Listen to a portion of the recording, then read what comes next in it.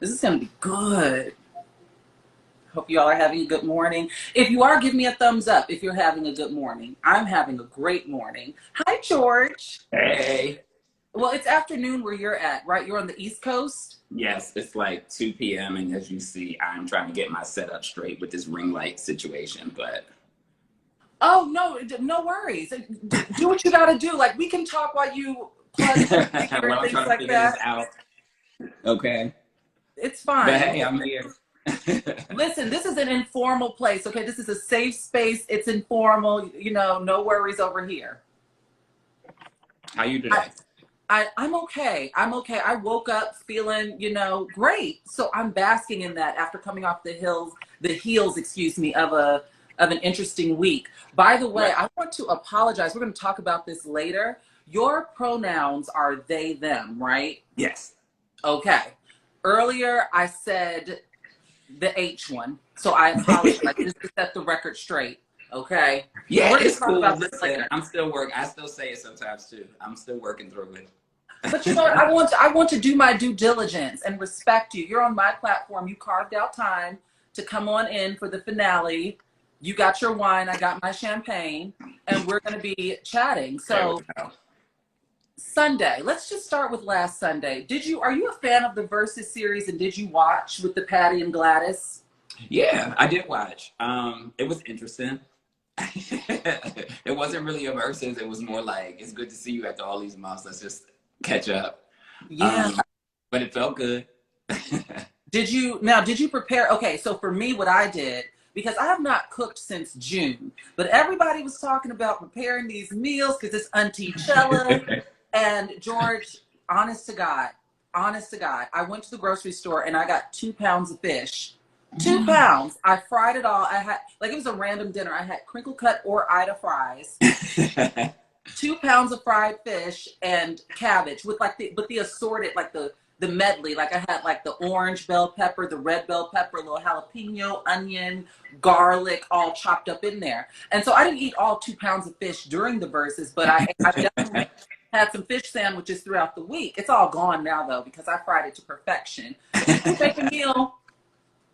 I had salmon. What did I have? I had salmon. I made some salmon and I made some broccoli. Just something simple, salmon and broccoli with a little champagne. You did. You did so well. You were like on a health kick. We were supposed to have the big mama your I aunt know, moment I on know. Sunday, I'm trying to get ready for my 35th birthday, so I which is got coming up in November, right?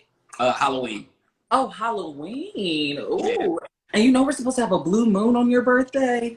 Are we really? Well, I'm gonna be Yes, look, we're gonna be in Tulum, so hopefully we can see we're it. supposed to have a blue moon on October 1st and on your birthday. I uh, didn't know you were an All Hallows Eve baby, which makes you a Scorpio, right? yes, like right in the middle. Terrible. Oh, woo Chile. So, this is a busy Sunday for me, but I'll talk about all of that later. We talked about verses. George, what I always ask all of my guests is, what have you? I know that 2020 has been a trying year for all of us.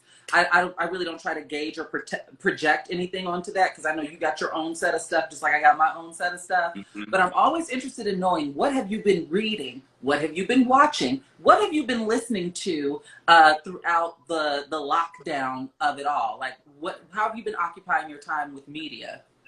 Yeah, what have I been reading? I'm an article reader. Like I'm very, very big on reading articles and very, very big on going down like wormholes of like stuff that I'm interested in.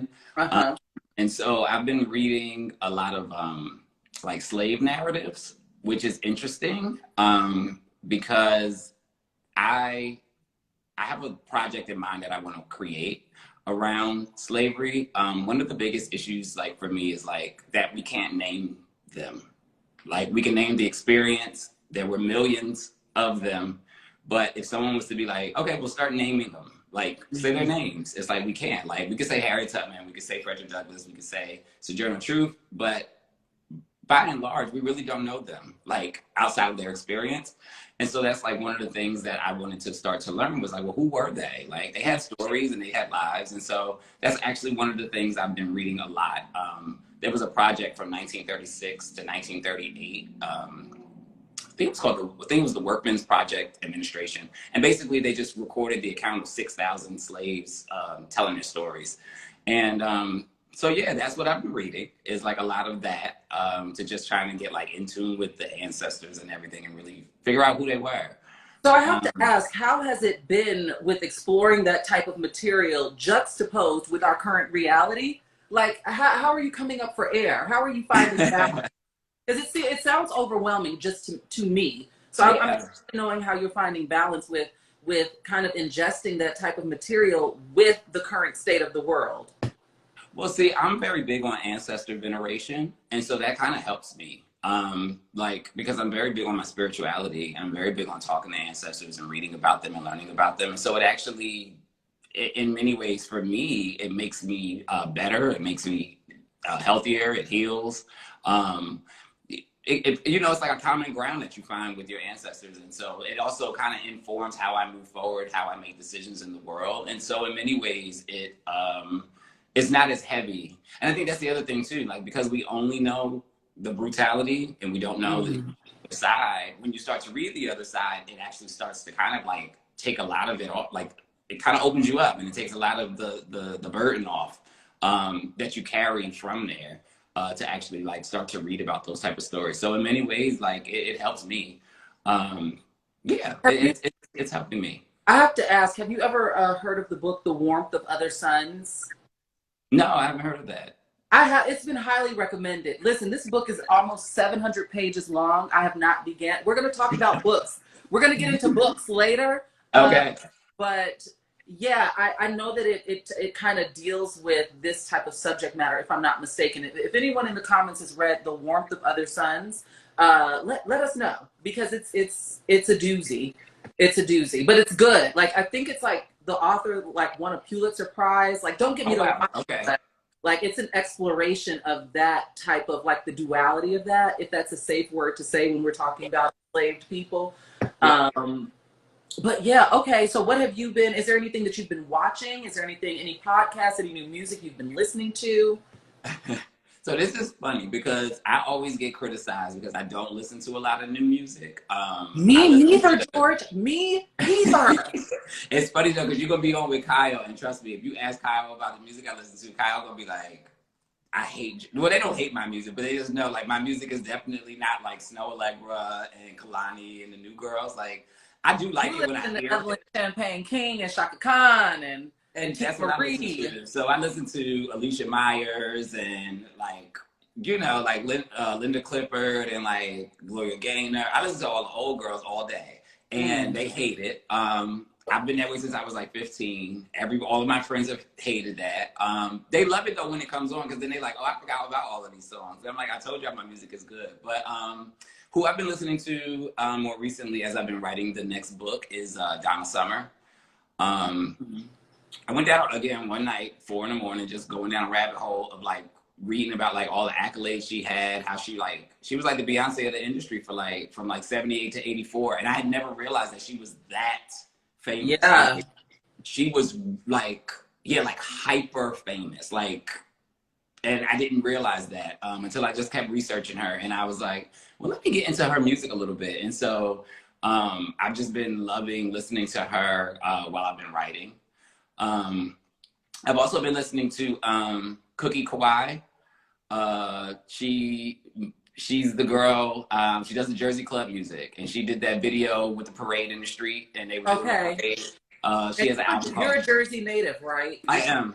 Yeah. I mean, look, it's in the background. This is my apartment, but that's the Performing Arts Center across the street. In JPAC. So yeah, I grew up on Jersey Club music, and so she has an album. She's from Jersey. She has an album called Club Soda and Club Soda Volume 2, and that's what I've been listening to the last couple of days to get in my Jersey Club flow. That sounds quite interesting. I'm gonna have to. What's this artist's name again? Because I'm gonna have to look her up. Cookie Kawai. Cookie Kawai, okay. Because I too am an old school girl. The thing is, when new music drops, like I did preview Alicia's latest album, and I enjoyed what I heard so far, but I didn't get through the whole thing because I was doing it while I was cleaning. Like it was like the tail end of my power cleaning because I decided to bust this apartment down to the gristle. That's what I'm gonna do today after this. Listen, you may or may not know, George, but this is Sundays with Shar is a 10 episode, or was a 10 episode summer series that I did every Sunday. And I particularly branded it a summer series because fall starts on Tuesday. Yes, and so, yeah, you know, at the precipice of a new season, you know, you get to scrubbing walls and mopping, like really, really getting in there, getting in corners and stuff. So, but I did check that out. But much like yourself, I'm a big old school girl. Like new music will drop, and I have to really, really feel drawn to an artist to check it out. Like yeah. I think Chloe and Halle was the last. That like, probably was the last. For me, and I checked it out. Oh, people are saying they don't like Alicia's new album. I like the song. It's something like a 3-mile drive or 3-day drive or something. It's got Sampa on it. I like that one. People stay coming for Alicia, poor thing. You said what? I said people stay coming for Alicia, poor thing. I know. She needs to damn put it in the love song video like she's been tempting and baiting us with. So that sounds fun. Okay. So let's get into topics now. Okay. Monday. Speaking of Monday, tomorrow, today is Sunday. Yes, tomorrow we'll have new episodes of Wendy. Wendy will be back. And also, well, I'll be watching that. I'll be seeing how her season premiere is. And I'll also be checking out The Real because Garcelle Beauvais is going to be on The Real. So I want to see how that is going to pan out. Are you going to be watching either one of those shows? I will probably watch The Real. You're not a Wendy fan? I do. I mean, it's funny. I actually do like Wendy. She's messy. Oh, she messy. But I could foresee myself going on there.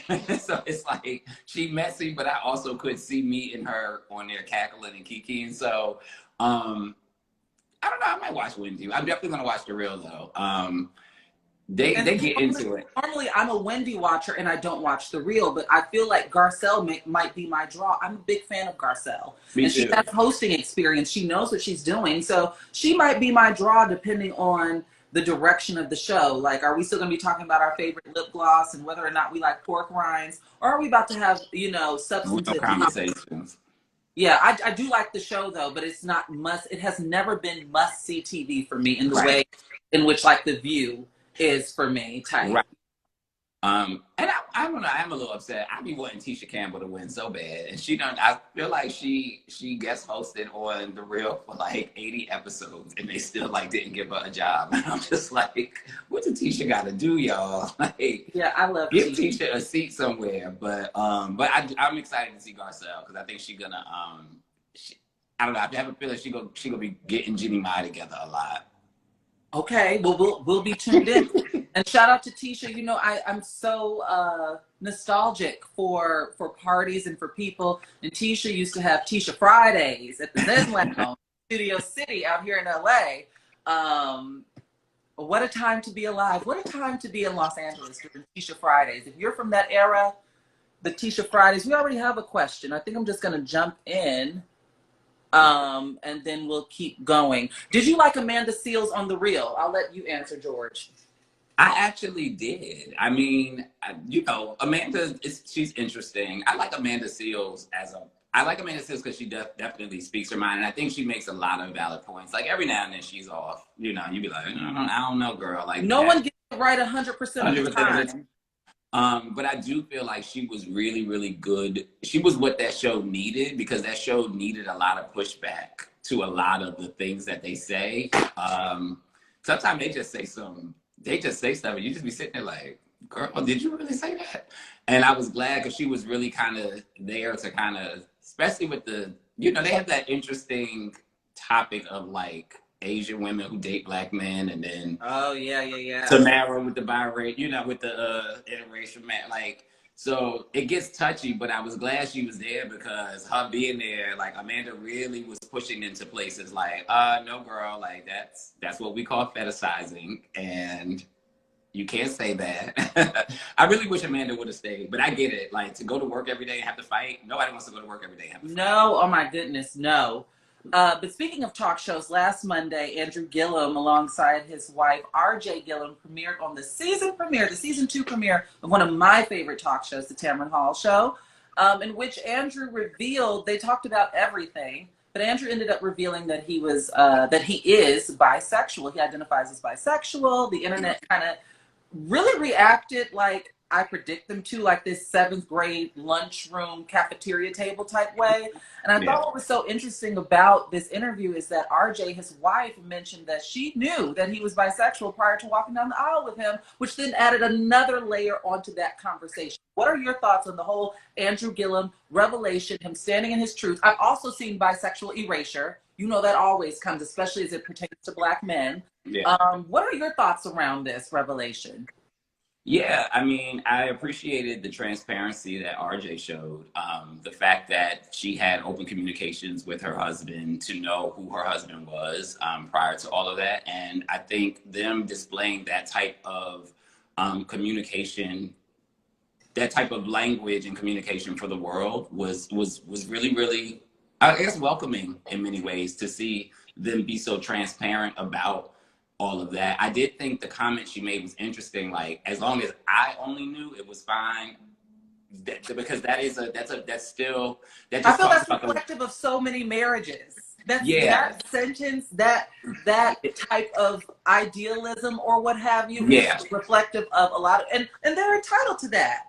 They're yeah. totally entitled to that. Yeah, but again, I think it still talks about like how so much work still needs to be done because y'all should have been comfortable being in like she should have been comfortable to not have he should have been comfortable to not have to hide that, and she should have been comfortable because she already knew the truth and accepted the truth. They should have been comfortable. Society should have allowed them to live and love publicly. And not feel like that was something they had to keep private, right? Because I think it wasn't just out of like, it wasn't coming from a space of like, well, this was a choice that we want. It was like, no, like society would have never allowed you all to even have access or have the privileges or have the Be in chance to politics. run. You right, so like you wouldn't have even been able to do those things with that type of union. And so I think that's what was most unfortunate. I also think, at the end of the day, like, stop messing with white gays. I, it's like, I have empathy for the whole situation. I said that publicly, but yeah, like we've talked about this. I have written articles about it. I have went viral over this. Like, I have been fetishized by them. I have been racism and anti-Black. Like, listen, enough is enough. Because it's like up until that part right there, though, it's like we not gonna just overlook the who the people were that did the outing and that set you up or however it came, right? Like, it was still white gays, and there is still this. It's just a problem. I'm sorry. That's just a problem for me. And I've said this publicly before. It just is what it is. Like, that shit is a problem. Like, I don't know what else to I do say. think it definitely speaks to the particular type of entanglement he was in, because it seemed very circuit party, dun dun dun dun dun, like that type of It dangerous territory. did. I But mean, yeah, and then, coming off the heels of Ed Buck, I'm just like, enough is enough. Like, enough is enough for me. And I just have a problem with it. I had a problem when Don Lemon, said he ran to that community because he was rejected from his own. Like, nothing is going to make me run to racism. Nothing is going to make me run to anti-Blackness because I'm experiencing homophobia in my community. Like, I've never understood that. And in many ways, even when I faced homophobia within my community, I still leaned even harder into my community because there are Black queer people in my community. So that was where my lean went. My lean yeah, went you into know people who what? shared my experience. Let's do a quick pivot and talk about that. This wasn't on my list, but I find that because I've had these conversations with other Black women who are trans, Mm-hmm. some that just date white men, and I feel like I was open, way more open to like entertaining like a lot of different white men when I was younger. But the older I get, I feel like I've become a bit more radicalized in that I'm not closed off to white men. Like, I want to be clear with that. I'm not closed off, but the screening process is grueling now. Like, I'm in such a different place now that the screening process is so grueling in order to get access to me. But the contrast, I guess, what as to the complication of it is that, you know, typically when girls like me are murdered, our lives are cut short, it's typically at the hands of Black cis men who I still love. Like I don't know if you've seen my gifs and my memes. I typically post things because I legit, George, I legit be praying for freedom of it. Like if I had a choice, I would not be attracted to men. I can say that with full confidence. If I had a choice. I mean, because it's like, look at the material, the bars on the floor. You know, I'm signing up for it. If you have good nail beds and you know how to properly wipe, like I'm like, oh, and you're vulnerable. Oh my God, let's get married next week. Like the bars on the floor, and it's very complicated for me to kind of sift through my my attraction and what I deal with, and also kind of like, you know, I don't allow men in my apartment type thing. Like that's kind of where I'm at. Like I just don't, because I don't trust you. I got to work through some stuff, George. I got to work through some stuff. I mean, it's tough though. Like, I mean, and I deal with it, right? Like the change of my pronouns it's been an interesting journey for the cis gays who are still deeply attracted to me, because it just adds a layer of like where I'm teaching. Like I have to teach these men, these men who I am, and have to teach them who they are in many ways, because, you know, they just see my physical. And so their mind just says, but you're a man. You read man. It's like, okay, but I'm telling you I'm not. So that means you now need to figure that out for yourself, because you are now attracted to somebody who is telling you I am not just what you see. And that's a whole, listen, that's a lot of work. That is a whole other discussion. Oh my, that's a whole other live. So we also lost Justice Ruth Bader Ginsburg on Friday. Thoughts around that, you know, a champion for gender equality. I've been trying to, well, particularly women's rights. I've really been trying to wrap my head around this because, of course, we have a lot of doomsday tweets, rightfully so, right? I'm not taking away from that, like rightfully so, doomsday. But I'm like, Lord, like I tweeted, I said that I have no choice but to remain hopeful. Hope is all I have. And it's even if it's to my own detriment. Hope that like I got some fight left in me, but I refuse to throw up the white flag. I know that a lot is in the balance. Women's rights are in the, it's a lot on the line. LGBTQ plus rights are, you know, hanging in the balance. And it is very, very scary. You know, we're about 50 days away from the election. This is like, talking about it, I have chills. Like I have hair standing up on the back of my neck, because 3 months from now, someone might be watching this live and like, it's like The Handmaid's Tale, the reality show, might kick off in November. Like that's how terrified I am about this. What are your thoughts about like Ruth Bader Ginsburg? Like she's been problematic, but who isn't? Especially when you're in, and I'm not dismissing it by saying who isn't, but really who isn't? We all are to a fault. And what are your thoughts around her passing and shoulders? So much was in the balance. Like, what are your thoughts on that? I mean, I'm like, here's the thing. It's like Justice Ginsburg. What a complicated case. No, I mean, it's one of those things, right? Because it's like at the end of the day, she was still a white woman, and she did some white woman things. And so it's like, you know, like you said, it's like you gotta kind of weigh you're weighing it, right? Because it's like very Susan B. Anthony feminism. And we know that's very exclusionary of a lot of other people. So it's like, when those conversations come up about like, oh, she was a champion for women's rights, it was like, yes. White women's rights. But white women's rights. Like, let's be very clear. Like when you know, like words mean things. I guess I don't go to the doomsday place so much. Like I used to. I have learned to operate from a place of hopelessness. That does me better. I don't operate from hope anymore. Really? Why is that? Yeah. Because it sounds like, so are you someone who it kind of like, are you pessimistic? Are you cynical? And I get it if you are. Yes. So I operate from hopelessness. And I've been operating from there probably for like the last 6 or 7 months. hope to me is like, it's almost like, oh, well, I hope things get better. A lot of time hope leads to inaction.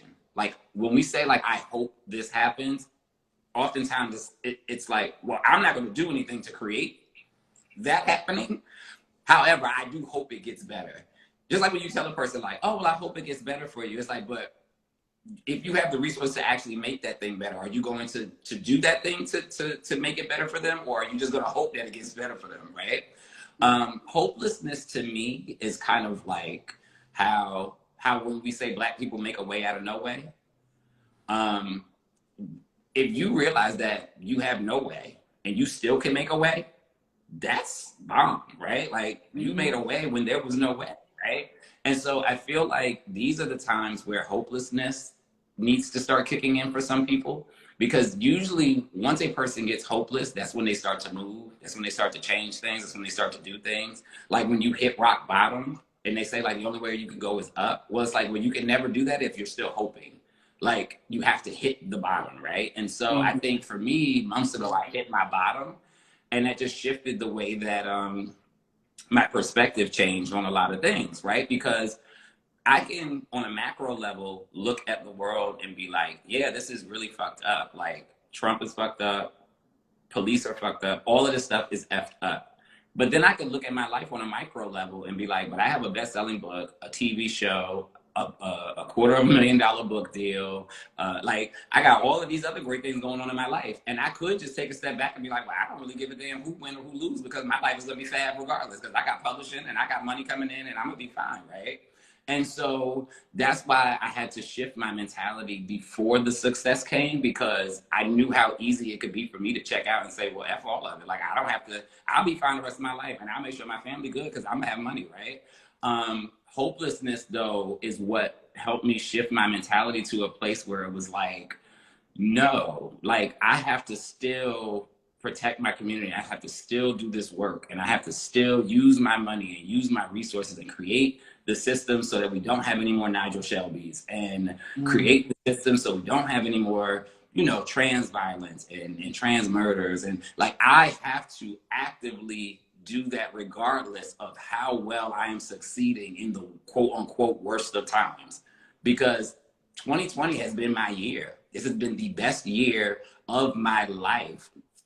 Micro, financially secure, success. I have never had a year this great, right? And so it's kind of hard to live in the midst of a pandemic, HIV epidemic, because I still deal with that, because I'm still HIV positive, police brutality, all of these things that affect me, but still be winning, right? And the only way for me to keep going is to realize how many people don't have hope left. And I need to be able to also not have quote unquote hope left, so that I can sit with those people to make sure that, okay, now it's time for us to make the way out of no way, and I'm going to use my resources and be here with y'all to do that. So that's just how I look at it. I love that you brought up that point, because last week I was in conversation with Hope Giselle, who's a dynamic activist, in my opinion. And I was talking to her, I mentioned, you know, when I got to thinking, I was thinking about like my last protest I attended, because I'm not a big protest girl, out of fear. Like, I'm being transparent, out of fear of, you know, of a Kyle Rittenhouse or some nonsense like that. Yeah, you know, like, yeah. or the Boston bomb, or something like that. So what I do is that I have donated to tons of different organizations and trans women individually, you know, on the timeline on Twitter. But I also, like the last protest that I misquoted myself, because I think I said, I went on record saying the last protest I attended was around Trayvon Martin's murder. But in reality, it was around Ed Buck. Yeah. Ed Buck, I was out in the streets in January of, what was that? 2018. 2018, yeah. 2018. Or was it 2019? Well, no, because remember, he killed 2 people. Right, it was the second person. So it was the second person. Right, because Gilmore was 2018, and then it happened again in January of 2019. Yeah, so it was the second person. Yeah. And so it's just interesting. I always, because you do go by the title activist as well, right? See, yeah, I always, Yeah, it was one given to me, so that's why I use it sometimes. yeah. See, You gotta wait till it's given to you. I always say that though. Like, you know, some people be like, "I'm an activist." It's like, well, it's been given to me, I but like it. Yeah, I've rejected it, George. I've yeah, rejected it because I do feel like an activist in certain ways, but it feels like such a heavy cross to bear. And I personally don't feel like I have the mental bandwidth to give the people what they need in that capacity. Like I can give you how much I can give myself. Like yes. I just, you know, it's about self preservation. That's what 2020 has been for me. So I do my damnedest to show up in the ways that I feel like showing up, but it's something about the activist title, and maybe I need to interrogate and look deeper in some stuff, but it's just something about it that makes me incredibly nervous to take that on. Yeah. I get it. Cause I mean, yeah. I mean, it's what comes with it. And it's how it's been changed and transformed into like a money thing, you know? Um, it just is So what it is. The capitalism vehicle behind, you know, celebrity activism. yeah, yeah, totally, totally. Yeah, I want to shift gears and ask, are you a Real Housewives viewer? I is.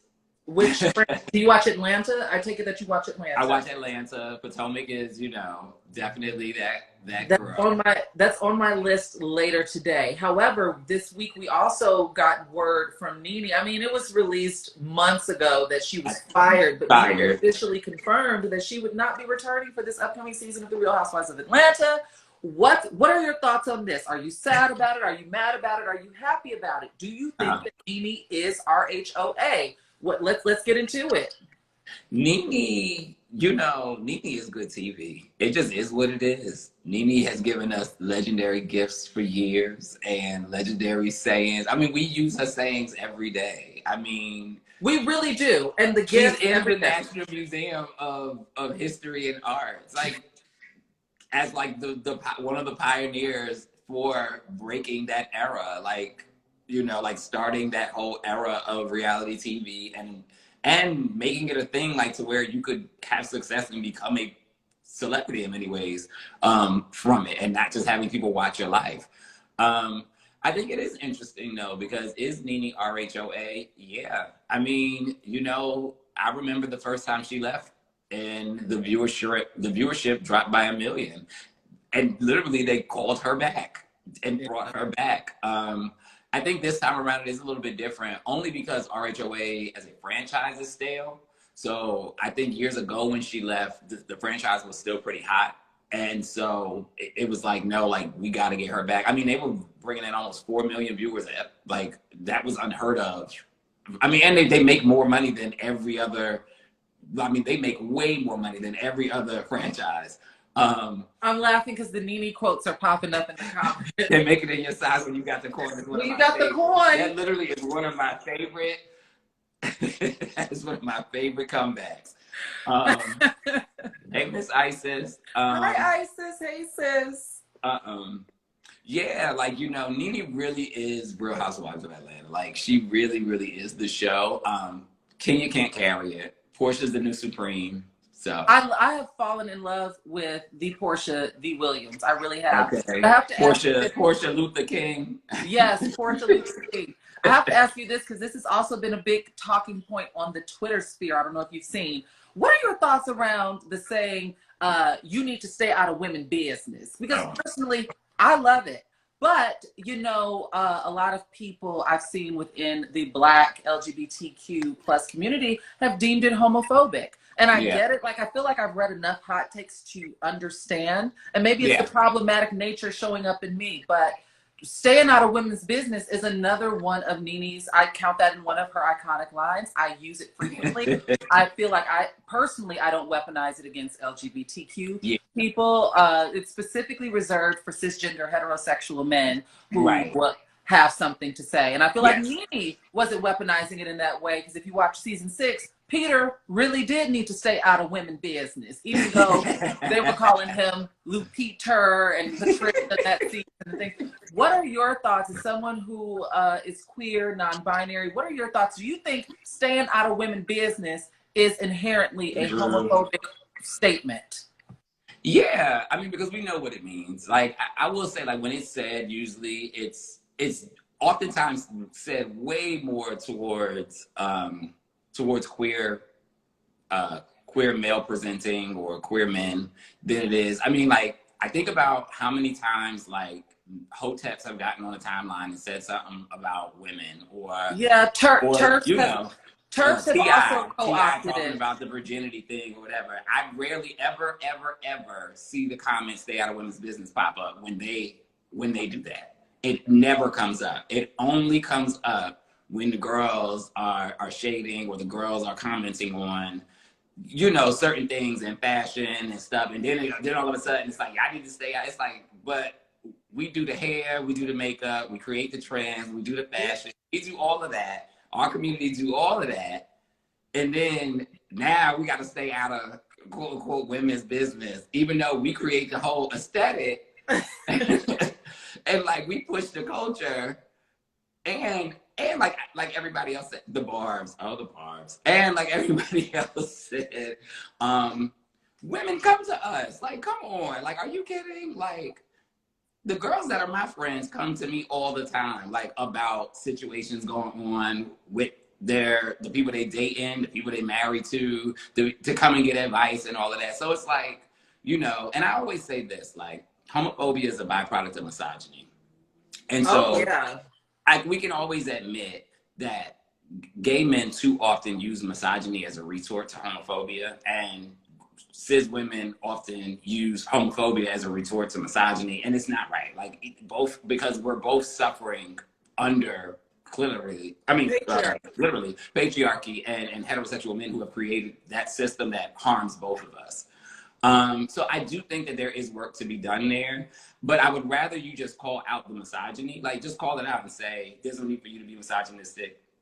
There's no need for y'all to practice in misogynoir, but don't say you need to stay out of women's business, because it's like, one, it erases queer women. Because there are queer women. Does I mean, it? because we know I they're don't not, feel because excluded. When I see that pop up, I don't feel excluded. well, I feel like lesbians, but I also don't identify as queer. So maybe that we can get into that later. Right. But because I think that, you know, like, that's always, and I say it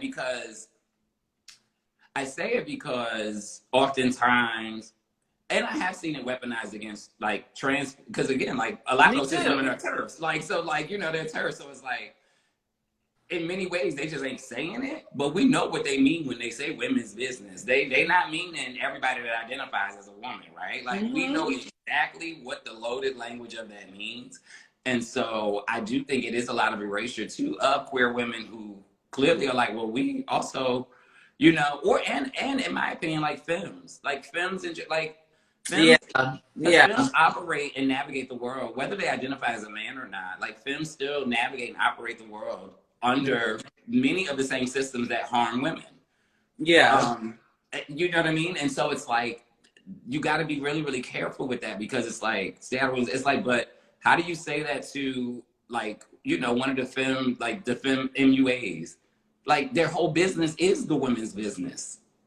No, really. Like, literally, listen, their whole business is the women's business, right? Listen, like, George, I'm all ears. I hear it. Like I said, I've seen the hot takes and I get it. I really, really do.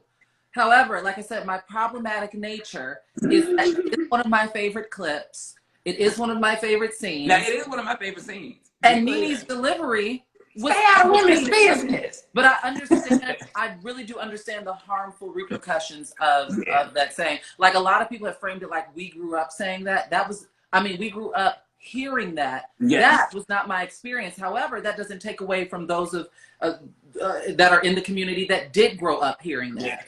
You know, that wasn't weaponized in that way to me. If anything, I was told to stay out of grown folks' business. That's what I was about to say. Yeah, but never women's. Like, I never heard like stay out of women's business so much. I always heard stay out of grown folks' business. But like somebody like myself, my mom owned a beauty salon, so I grew up in the beauty salon. Okay, Beyonce. So right, I know, right? Like, my mom literally owned a beauty salon, and so like I grew up in the beauty shop, you know. So let's shift gears, because we only have about 20 minutes left. I want to get this question in, and then I want to talk about your book. Okay. So, how do you define activism in 2020? How do I define activism in 2020? I don't know. I guess at this point it's not playing for one basketball game and then going back to work the next day. You know what? I agree. They should have went on strike. They should have stuck to their guns and went on strike. I mean, right. It's like, how do you define activism in 2020? Like, and that's with all due respect to former President Barack Obama. They should have went on strike. I get that he's a basketball fan and that probably influenced his counsel to LeBron and the rest of them. They should have went on strike. Right. I mean, listen, it's just like at some point, you know, like enough is enough, right? Like Naomi Osaka, it's always like Black women, you know, who gotta carry, who gotta be like, okay, well, I'll do it. Like, you know what I mean? It's almost like the WNBA, like, F it, we'll do it. Like, you know, I mean, it's sad. Like, Naomi Osaka literally was, like, by herself in many ways, you know, and with Serena Williams, because Serena Williams has always talked the talk about police brutality, racism, and all those things. But, like, she went out there with her mask. She was like, I ain't playing this match. I ain't doing this. I don't care who want to see, like, she was very, very serious and still is keeping her foot on neck, still at protests, still like, but it's like, yeah, activism in 2020 is so interesting. I will say what I do like is that a lot of people are feeling more invigorated and are showing up and are at least starting to read. They should have gone on strike until when? They should still be on strike. They should have set out the whole damn season. Like, for real. At some point, you got to say enough is enough. The like, whole damn season. And I can say that because I'm not a basketball fan, but there are enough basketball fans that would have been agitated enough to implement maybe some real change, even if it were only temporary, to get this ball moving. Yeah, because I think what we forget is the people who own those teams run the country. And we got to start remembering, like, it's not just about a sport. The people who own sports teams literally also run the entire country. Like, we could talk about the Senate runs the country. We could talk about the president run the country. No, the heads of pharmaceutical companies run this country, the heads of Apple, because if they all say, you know what, enough is enough, we're taking our money somewhere else, trust me, the country stops. World stops. The world stops, right? And so they literally also just so happen to own all of the sports teams. So again, you stop sports, you stop their bag, they literally will start making changes immediately. These fans need some fire up under their asses, okay? They do. And I think that if they would have went on strike, it would have, I don't think they would have been on strike for long because I think their demands would have been met because we're in quarantine and there are so many people, and I don't want to just say that NBA, you know, basketball watching is strictly men, but from what I've seen, the vast majority of the viewers and the fans are men, and I believe that would have put fire up under their asses to implement some sort of change. Like I said, even if only temporary, even though that's not a good thing, but something. But to go on strike for one game and then come back the very next day, it's like, oh, come on now. In my opinion, it might be the champagne talking, but that's just what I feel. No, I'm reading the response. Here's the thing, though, they're working in the bubble. But they're working in the bubble. So here's the thing, like all of those people don't have jobs now still because they're not working at their arenas. They're literally working in the bubble. So they're only using the one court. So like there are no janitorial, there are no grounds, there are no concessions, there's none of that. There are no fans there. So like I also want to be clear that I'm not implying that the NBA specifically going on strike would stop anti-black violence. I'm saying that it would grab this nation by the shoulders and give it a good shake. Maybe. Just maybe. We don't know because it hasn't been tried. You get what I'm saying? Like, we haven't tried, so we don't know. So it's just an option. I'm not saying it's going to solve, you know, every problem that this nation has, but we have not tried. And I thought that they did a great thing when it started. And then, like I said, the very next day, they were back on the court. But we're going to shift gears. We have 15 minutes left, and I want to talk about your book. Okay. So, George, full transparency. I try to read a book a month. I've been reading Bell Hooks' All About Love. It's only 270 something pages, but it's taken me over a month to read it because I've been highlighting and post-it notes. It's a lot. I've been journaling. But George, in case you all do not know, is an author. This is their book. Look at me. This is their book, All Boys Aren't Blue. It goes so well. I feel like your background, my background Oh yeah, it does goes with the well. sky. Now, George, you know that I try to support my Twitter fam. And so I purchased your book when it first dropped. I just have yet to crack it open. But I'm here to tell you that this will be my October read. I'm kind of caught in the crosshair, so to speak, because Sunny Hostin's memoir drops and it'll be here on Tuesday. So I'm going to have to do double duty. But from what I understand, this is your first book. It is a collection of essays that discusses your childhood from Jersey to your HBCU, your first sexual experience, bullies. What inspired, I guess my first question would be, what inspired the title? So it's funny though, because like that wasn't the first title. It had a different title, and I had to change it. What was, give me the tea. What was the initial title? So the original title of the book was actually called Smile, Black Boy Smile. Okay. And I don't know why it was changed, but you know, publishing is publishing, and you know, they were like, oh, we want a different title. But they allowed me to come up with the title. So I came up with All Boys Aren't Blue. And clearly, you know, it's a play on words, a pushback from the gender reveal, a pushback from the boys are blue, girls are pink, you know. And just simply to say, like, you know, had my parents. Is it about Moonlight as well? I thought Moonlight when I first read it. So therefore, yeah. So the first thing was gender reveals. The second is the character Blue from Queen Sugar. The little boy, because he played with dolls, and at first it was fine, and then as Blue got older and still was playing with dolls, that's when you started to see the aunts get worried about if Blue, what Blue was, even though Ralph Angel, Blue's father, didn't care. And so that was also part of it. And then the reference to Moonlight, and the reference to just how the movie, like how like Terrell wrote the movie and everything that Terrell has done, and you know, the original play was called Black Boys Look Blue in Moonlight.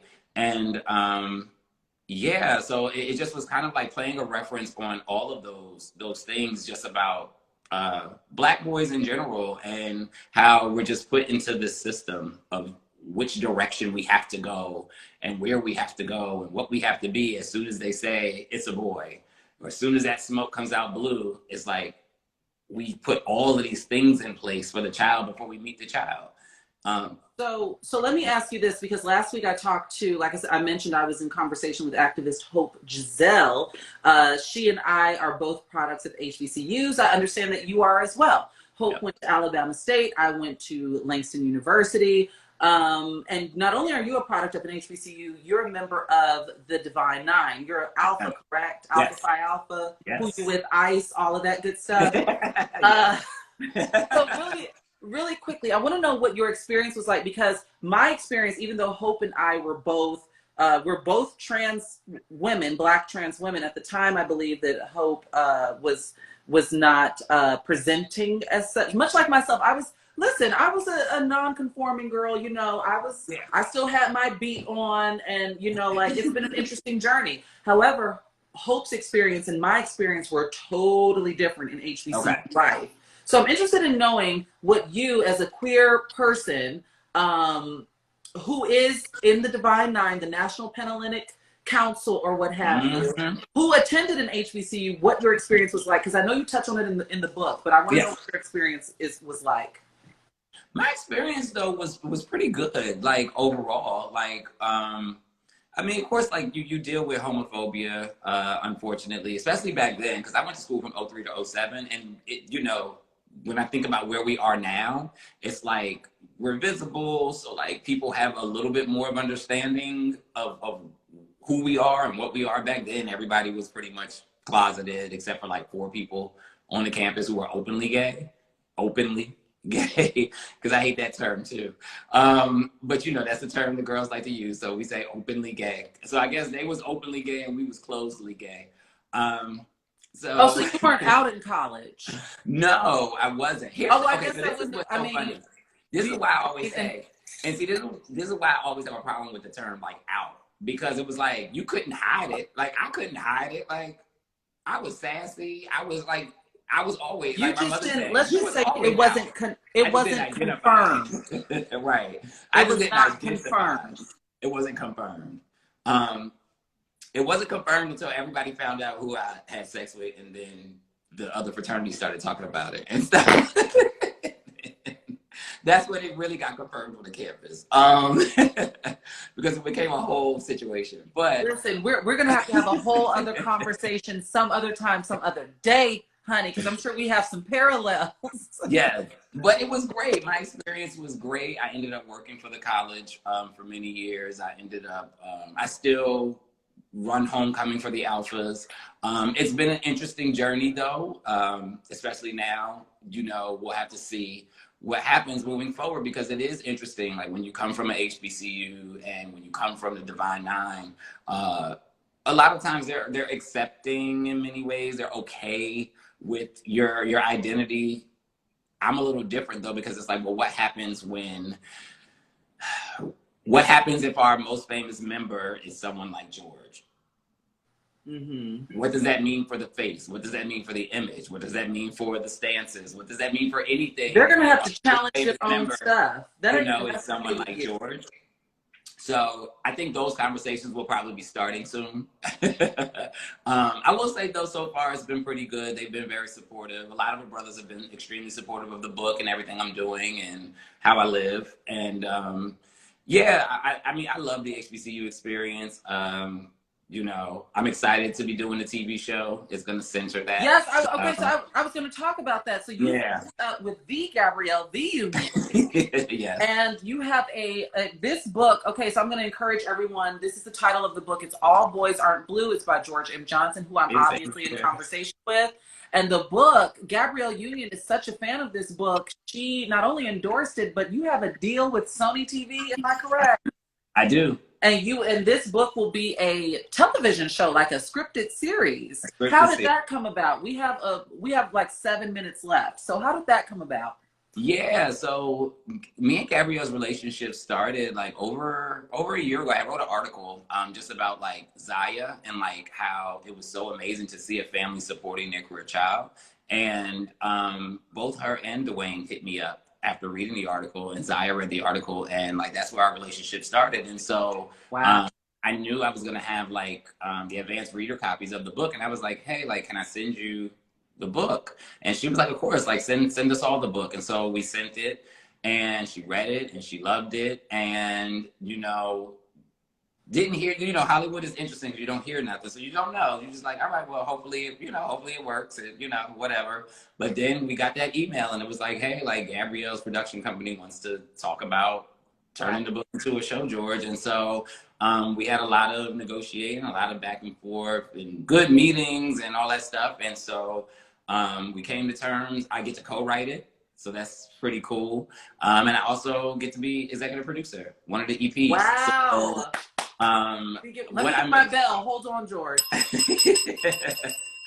Yeah, so what I'm appreciative about the most though is like, me as a first timer in Hollywood, and her allowing me so much access and just so much power over creating the narrative, because that's rare. A lot of times when you write a book, they just want the whole intellectual property, and they may let you be a consultant. They may let you kind of give suggestions, but a lot of times they just take the whole thing from you. And what I loved about her was that she empowered me to make a lot of the decisions of like what the show needs to look like, what years it needs to center, what stories and themes we want to tell. And so I'm extremely excited for us to start to put that out there, as well as like a whole lot of other good stuff that I have going on around the book, because there's some more stuff with the book coming too. So listen, I can't wait to crack this open. I literally cannot wait. I'm going to finish Bell Hooks. I got about 100 pages left. I'm going to finish that, and then I'm going to start you. I might try to do you and Sunny Hostin double duty. I don't know how that's going to work. My book is a quick read. But your book is only it's less than 300 pages. Yeah. And you included pictures in here and stuff. Like, I cannot wait to crack this open. George, in full transparency, I've heard nothing but good things about your book. Thank you. Nothing but good things. I love the artwork. Really quickly, what inspired the artwork? So the artwork is done by Charlie Palmer. Charlie is a very, very world-renowned Black artist that was like, yes, I want to do this. He did John Legend's last album cover. Oh, wow. Yeah, like Charlie Palmer is really like, I didn't know this before, but you know, everybody was like, George, like Charlie Palmer did your book cover. I was like, once I really researched, I was like, oh wow, Charlie Palmer did my book cover. So what inspired it? I wanted to have a say in my book cover. Like I had a lot of input, and I was like, I want kids, like as soon as they see it, they already know what they're about to get into, and I want them to feel seen on the front of the book. And so that was really, really important for me to have it look like that. AKP. And the flowers, though, are important too. So the yellow rose is my fraternity's flower. Okay. The front flower is the bird of paradise, and that's my mom's favorite flower. And then the middle flower is the poinsettia, and that's Nanny's favorite flower. Okay. My grandmother who passed in December. Yeah. I'm sorry for your loss. Yeah. So they're all right here. This is the Alpha Phi Alpha. This is Mom. Yeah. This is Nanny up here, yep. Right? Yeah. Yep. I can't wait. I'm so moved, yeah. George. I'm so moved. I really cannot wait to crack this open. Like the champagne got me crack-a-lacking right now. But I cannot wait to start this because, like I said, I've been trying to tackle a book a month. But, you know, in the 2020 swill of it all, sometimes you lose sight. And Bell Hooks is really kicking my ass right now. But I'm going to try to tackle. My pledge. I just ordered that book. If you all get this book, because I tweet about the books that I read, like my little aha moments, as Oprah says, I'm going to try to have this done by your birthday, which is October 31st. Yes. I can't make any promises, but I'm going to try to have it done. But George M. Johnson, this has been so insightful. I've loved being in conversation with you. We've only met once, and it was last year at Kirk's birthday party. Which was my birthday, but somebody didn't pass along the message to you. I ain't going to say your names, Jace. Yes, I mean, it's classic Jace. I'm like, was it? I think it was Jace was supposed to pass the message. It was Jace. The damn message. It was Jace. Yeah, we ended up seeing each other at Kirk's party. Yes, which was a time which I could cry about now, just knowing that 2020 has wrecked so much.